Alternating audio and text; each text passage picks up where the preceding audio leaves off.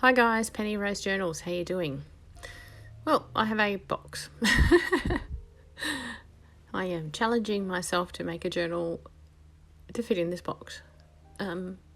Why? I don't know. Just because it was on my desk and I wanted to do something with it, and I decided it was a nice sturdy little box. I didn't want to cut it apart and use the pieces, so here I am trying to make a journal to fit into a tiny square box. A usable journal too. Yeah, something you could write in if you wished, I guess. Anyway, there's our box. I have no idea what I'm doing. I just sat down at my desk and saw the box, and that was today's video. So I have a piece of card. It's fairly sort of light card, but card all the same. And I am going to make a journal cover out of this piece of card to fit in this box. So yeah, let's just sit back, relax, watch me fumble around with this and see what we come up with in the end.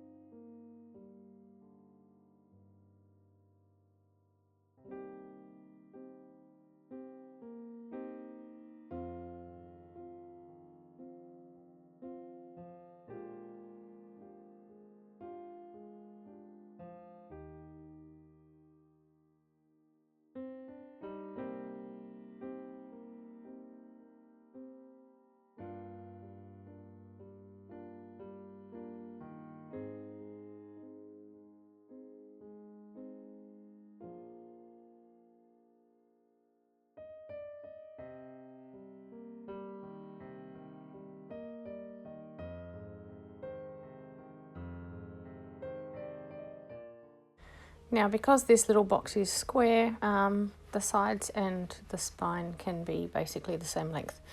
I was unsure of how I was going to construct the cover, but I have decided to just measure three sections that are the same, that will fit inside the box, and I am just going to bend the sides up and just have a regular sort of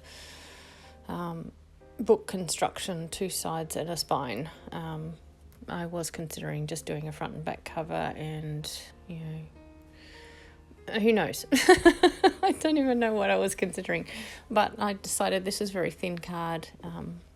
I can get away with just folding it and making basically a little U-shaped piece that will fit in the box like so. Of course, it will need to be covered and all the rest of it, so we'll get on with that. I've decided I want to keep this fairly plain. I don't want to be overly dressing this up. It's a little cardboard box. I want to leave the little cardboard box basically as a little cardboard box as well. I don't want to cover it or paint it or anything. I just like it the way it is. So, yes, I will do some little bits and pieces to things to make them a little bit more decorative, but basically I want this to be very, very plain, very, very just constructed out of what's on my desk. So that's what we're going for.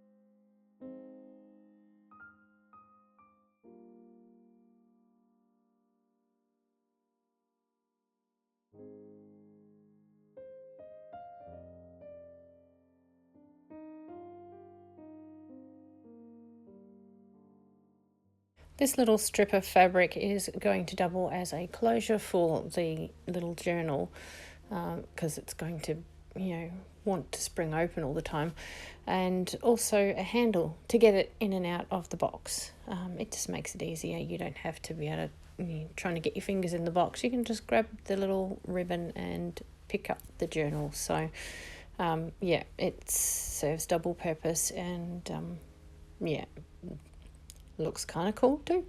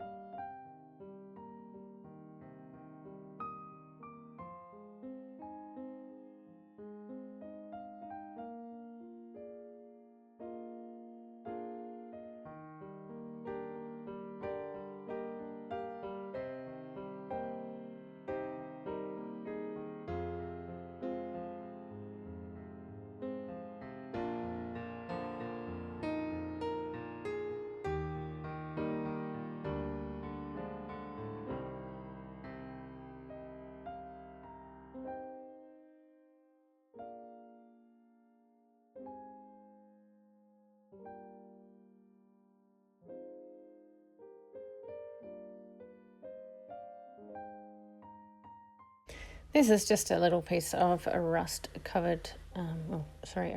dyed fabric that was just laying here. I'm just going to, I've obviously frayed the edges a little bit. Just going to line my little journal with it. Adds a bit of texture, a bit of interest. I really love this fabric. It's quite sturdy fabric without being thick, and some of the rust dyeing turned out really beautifully on it. So just a piece of that to dress up the inside a bit and cover where there is joins and whatnot. And basically our journal cover is constructed. So now it's just a case of thinking about how I'm going to make pages for such a teeny tiny journal, and what am I going to use to sew them in.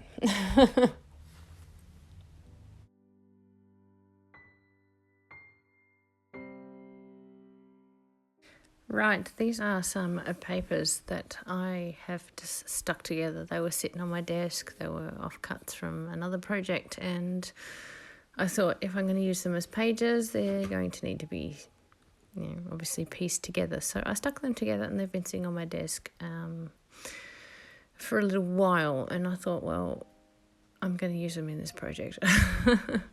Although I don't need pages this big. In fact, they probably would have been fine if they had not been stuck together. But the fact is, they're here, and that's what I'm going to use. So I am going to get busy and tear all these up into tiny little rectangles. And we are going to make 6 eeny weeny little signatures of 10 pages each that go in this journal, because it has such a wide spine. I want it to be spaced nicely. So I'm going to get on with tearing lots of these up. I'll show you a couple, and then I'm going to cut the rest out, because, how many do you need to see? So we'll get that sorted, and then we will go about getting our signatures sewn in.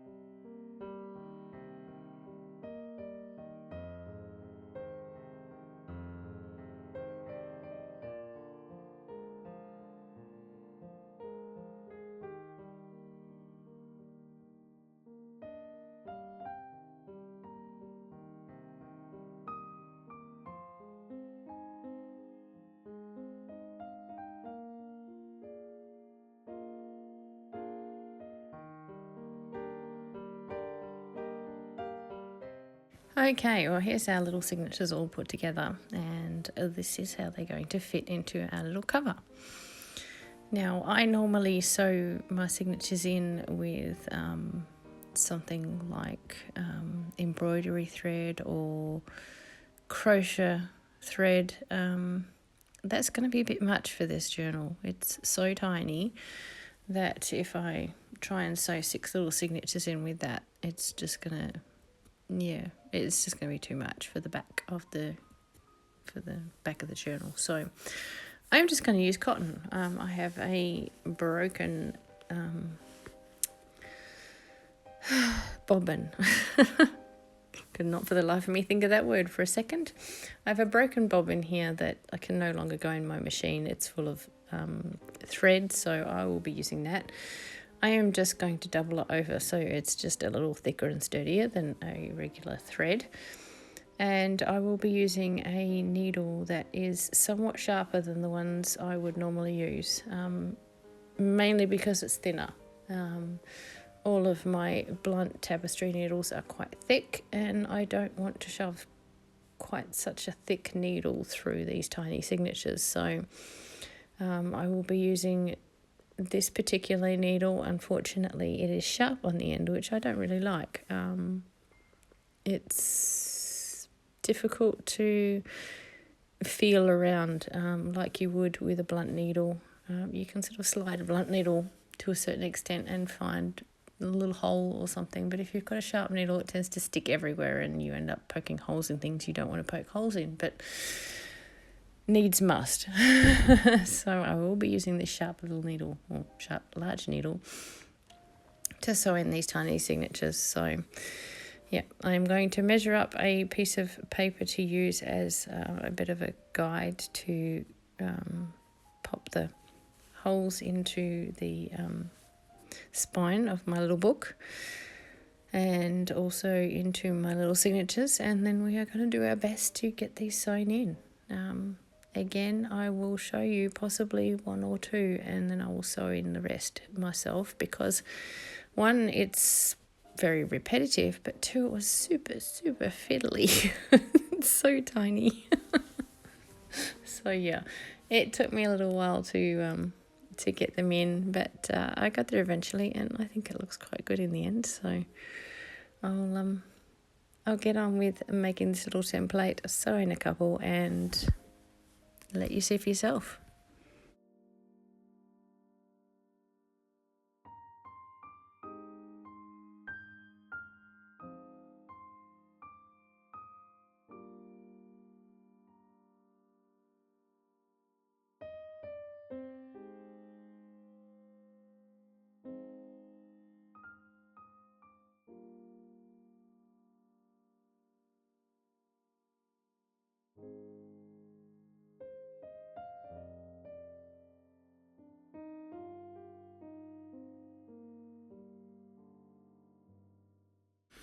As this needle's quite sharp, I'm just using that to poke the holes through the signatures. This paper's not too thick, the needle goes through quite easily. Now again, I normally sew from the outside inwards, and again this time I am sewing from the inside outwards, so the little thread is going to tie off inside the signature.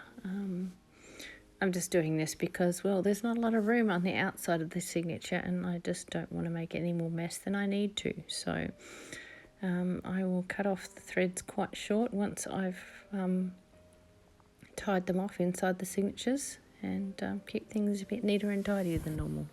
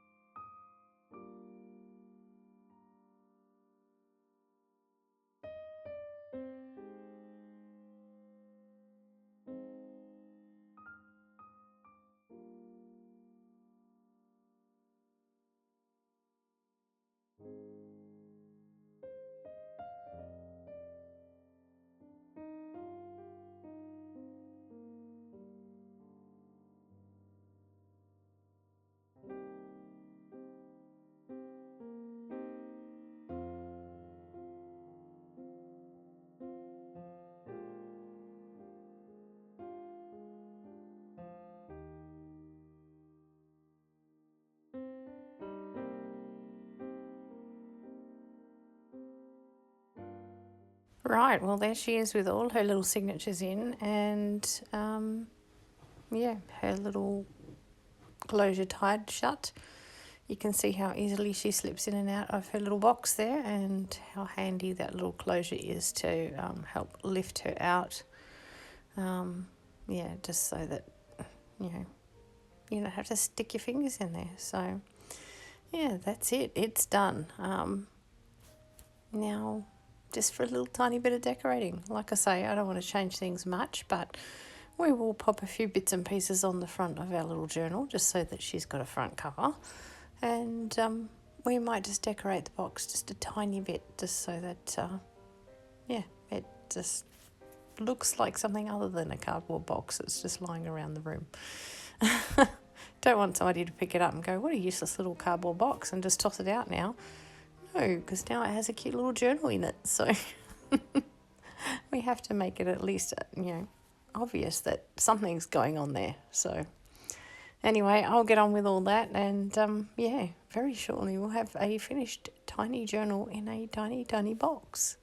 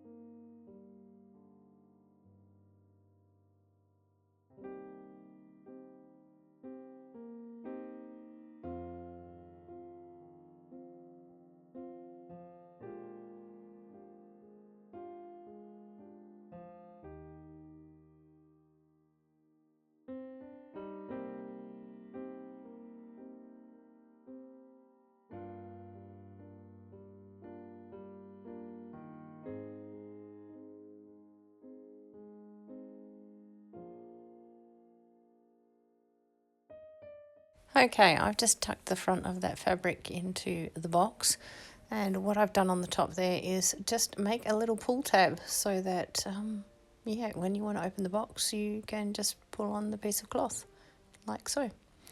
So yeah, simple as that. I'm going to find a little something to dangle off of that pull tab, and I'll show you photos of that at the end. I hope you guys have enjoyed this little project. I think it turned out really well.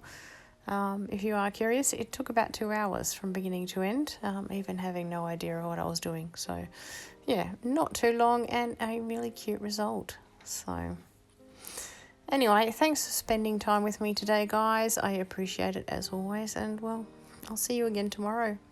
Bye.